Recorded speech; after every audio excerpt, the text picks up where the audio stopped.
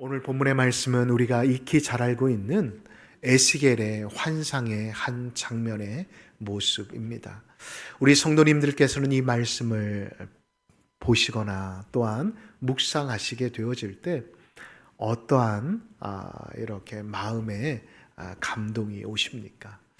저는 이 말씀을 묵상할 때마다 항상 제 인생 가운데 정말 에스겔이 처음 보았던 이 계곡에, 이 골짜기에 흩어져 있는 이 뼈들의 모습, 그 모습이 저의 인생 가운데는 어떠한 상황이었는지, 어떠한 처지였는지를 묵상하곤 합니다.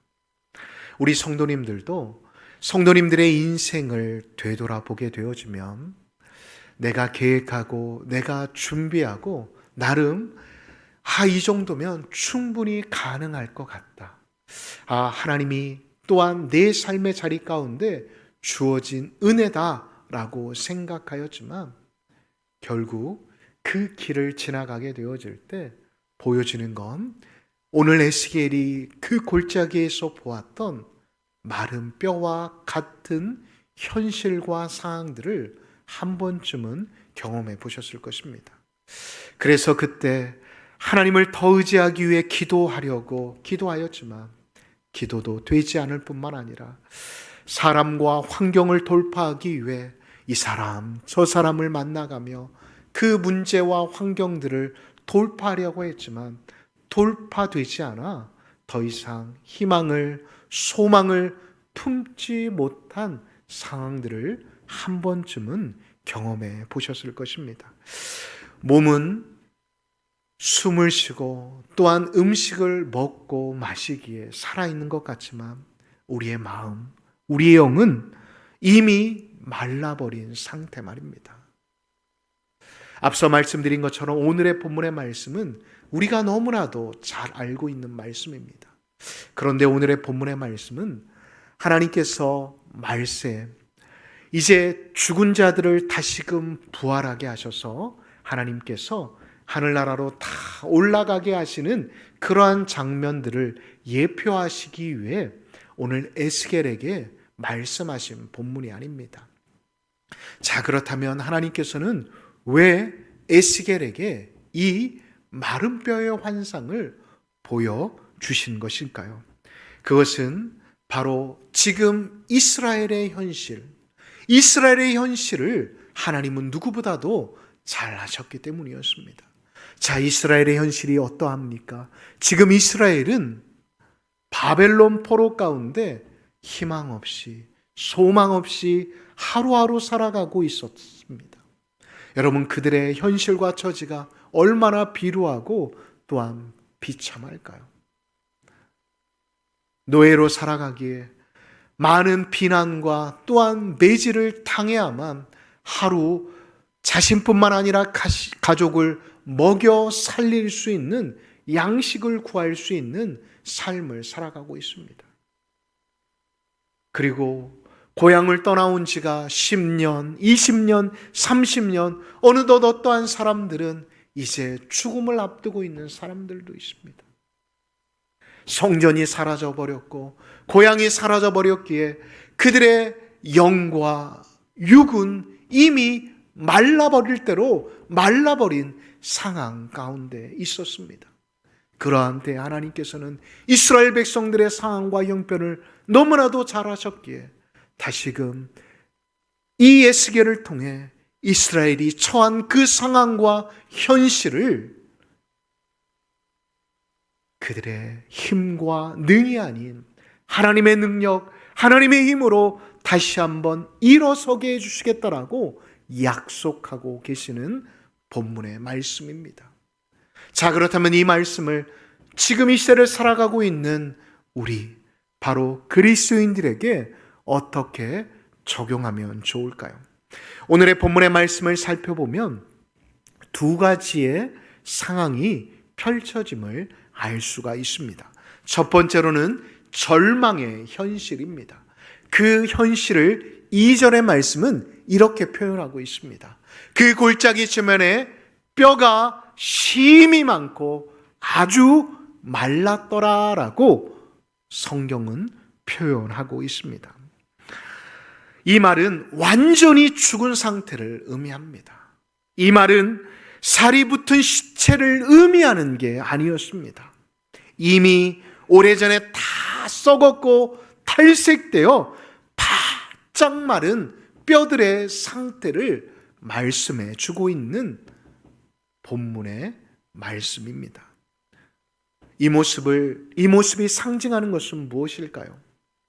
더 이상 희망이, 더 이상 소망이 보이지 않는 이스라엘의 현실을 보여주시는 말씀입니다.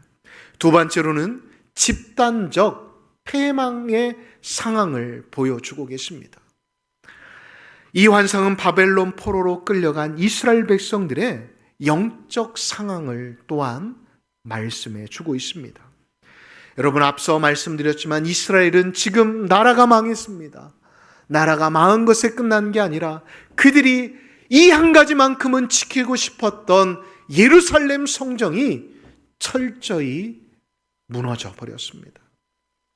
이제 그들은 예배드릴 장소도 없습니다. 아니, 마음껏 예배드릴 수도 없는 상황 가운데 처해지게 되었던 것입니다. 그리고 왕조도 끊어져 버렸습니다. 그들이 그토록 오실 메시아, 다윗의 왕조에서 나오실 그 메시아를 기대하고 고대했지만 이스라엘의 왕조도 끊어져 버렸습니다. 이러한 그들의 현실을 이스라엘 백성들은 11절을 통해 자신들의 처절한 상황과 상태를 이렇게 노래하고 있습니다. 우리의 뼈들이 말랐고 우리의 소망이 끊어졌도다라고 말입니다.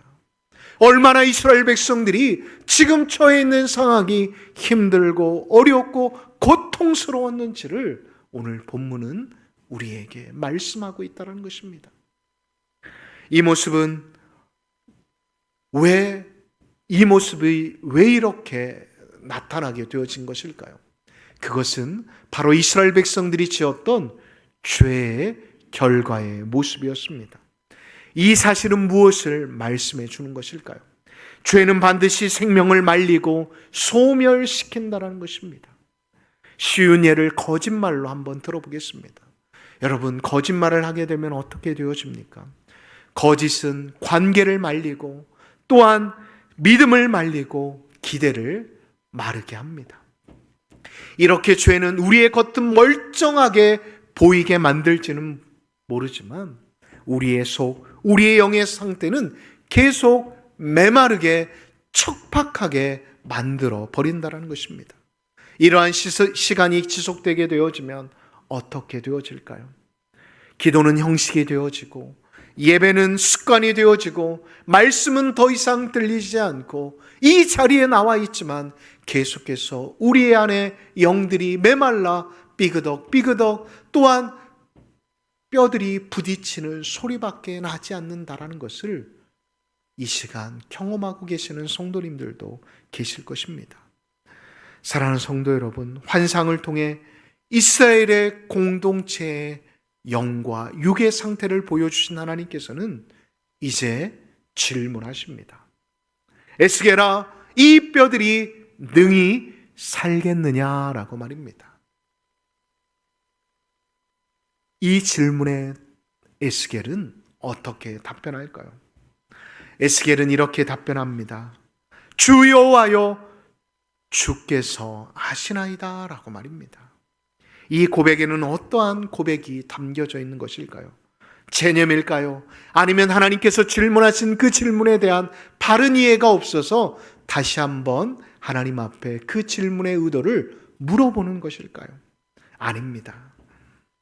에스겔은 인간적인 가능성은 부정하고 지금 하나님의 가능성을 열어두고 있는 답변이었던 것이었습니다.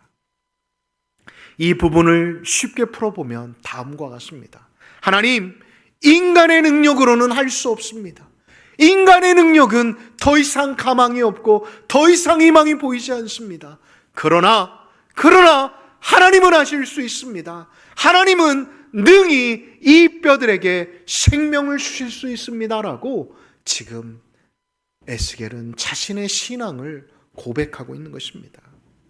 여러분, 성경에서 동일한 상황을 경험했던 한 인물이 있습니다. 누구일까요? 바로 믿음의 조상 아브라함입니다. 아브라함은 그의 고향 본토 아비집을 떠나게 되어질 때 하나님께서 환상을 보여주셨습니다. 어떠한 환상입니까? 땅의 모래들을 보여주시면서 또한 하늘의 무별들을 보여주시면서 너의 자손이, 너의 민족이 이렇게 되어질 것이다 라고 하나님은 그에게 예언하여 주셨습니다. 그런데 그 예언이 어떻게 되었을까요? 5년이 지나고 10년이 지나고 15년이 지나도 이루어지지 않는 것입니다.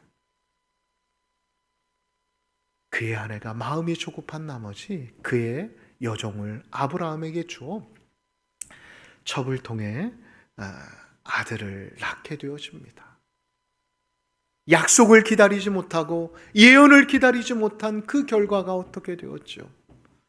결국 이스마엘로 인해 이스라엘이 고통당하게 되지 않았습니까? 하나님께서는 그 약속을 끝까지 지켜내지 못한 아브라함을 실망하지 않으셨습니다. 기다리시고 기다리신 다음 그가 98세가 되었을 때 하나님의 천사를 통해 다시 한번 그에게 하나님의 언약, 하나님의 약속을 기억나게 하십니다. 그런데 그의 아내가 이번에는 웃어버립니다. 왜요? 그녀는 알았기 때문이었습니다. 자신의 경수가 끊어졌고 아브라함 역시도 더 이상 생명을 나게 할 수 있는 능력이 소멸되었음을 알았기 때문이었습니다. 그럼에도 불구하고 하나님께서는 이렇게 하나님의 사자를 통해 이 말씀해 주십니다. 내년이면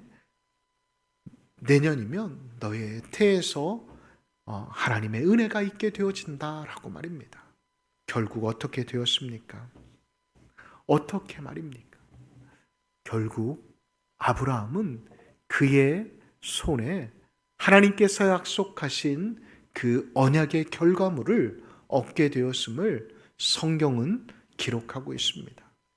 이 사실은 우리에게 무엇을 말해 주는 것일까요? 이 사실은 우리의 육체는 또한 우리의 상황은 메말라 버리고 더 이상 희망이 없다 할지라도 무엇이 살아있다라는 것을 말씀해 주시는 것입니까? 바로 하나님의 말씀, 하나님의 언약은 변하지 않고 계속 살아있다라는 것을 하나님은 아브라함을 통해 말씀해 주고 계신다라는 것을 잊지 마시기 바랍니다. 하나님께서는 오늘 성도님 한 분 한 분에게 이렇게 물어오실 수 있습니다. 사랑하는 아들아, 사랑하는 딸아, 내 가정이 살아나겠느냐? 사랑하는 아들아, 사랑하는 딸아, 내 직장이, 내 사업장이 살겠느냐? 사랑하는 아들아, 사랑하는 딸아, 내 믿음이 지금 살아나겠느냐? 라고 말입니다. 이 질문에 성도님들은 어떻게 대답하시겠습니까? 저는 에스겔 선지자와 같이 대답했으면 좋겠습니다. 하나님은 아시지 않습니까? 하나님이 하시면 됩니다 라는 고백을 올려드릴 수 있는 믿음의 사람들이 되어지시기를 예수님의 이름으로 축복합니다. 자, 그렇다면 하나님께서 취하신 행동은 무엇일까요? 본문을 보십시오. 하나님께서는 직접 뼈를 만지시거나 뼈를 어떻게 하신 적이 한 구절도 기록이 되어 있지 않습니다. 자, 그렇다면 하나님께서는 어떻게 이 뼈에 생명을 불어넣으셨을까요? 4절을 보실까요? 하나님께서는 에스겔에게 이렇게 명령하십니다. 대언하라 라고 말입니다. 말씀에 순종하여 에스겔이 선포하게 되어지자 어떠한 일이 일어나게 되어집니까? 뼈가 맞춰지기 시작합니다. 그리고 그 뼈에 힘줄이 생기기 시작합니다. 그리고 살이 오르고 가죽이 덮여지기 시작합니다. 그런데 무엇이 빠져 있습니까? 8절 후반절을 보실까요? 8절 후반절을 보니 생기가 빠져 있음을 성경은 기록하고 있습니다. 아직 숨이 없다라는 것입니다. 하나님께서는 9절을 보니 다시 한번 명령하십니다.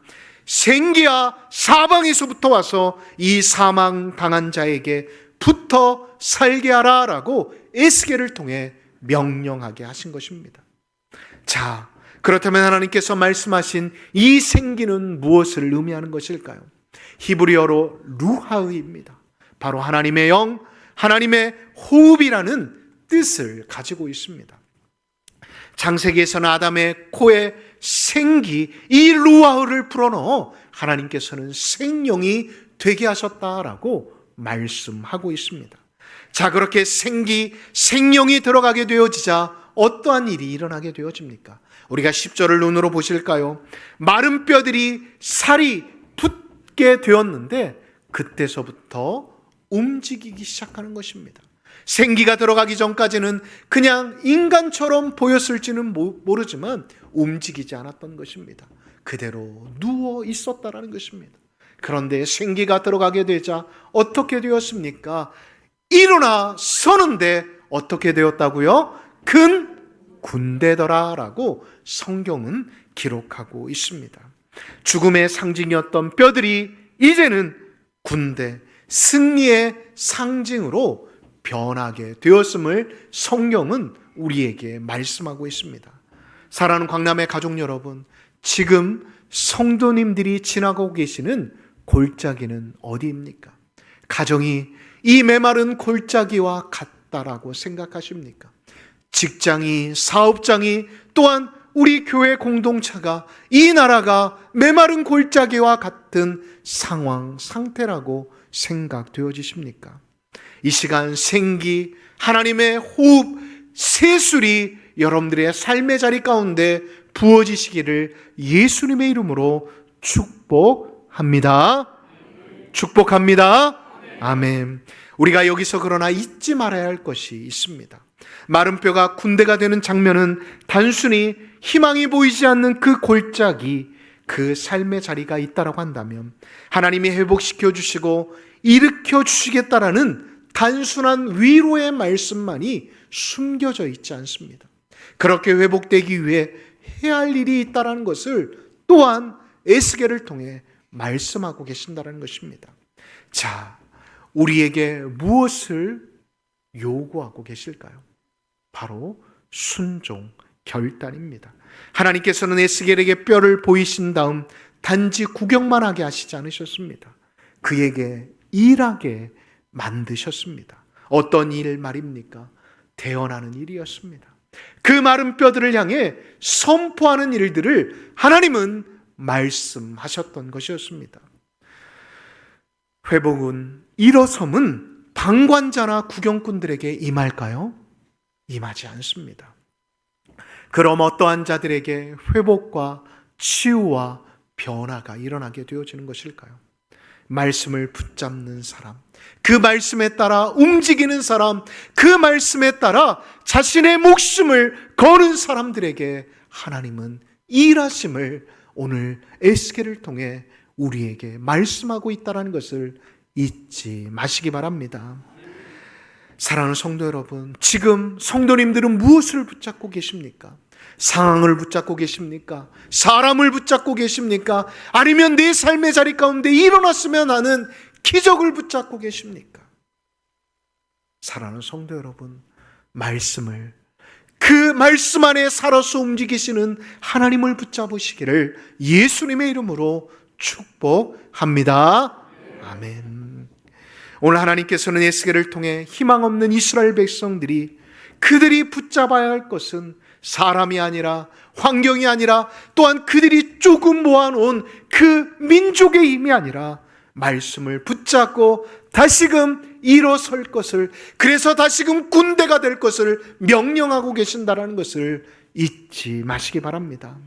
사랑하는 성도 여러분, 우리는 어떠합니까?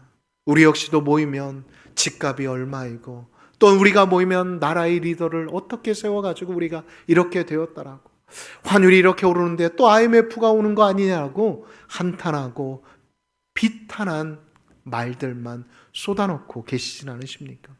또한 다음 세대가 없다고, 교회가 부흥해야 하는데 라고 아직도 한숨만 내쉬며 불평과 원망만 하고 계시지는 않으십니까?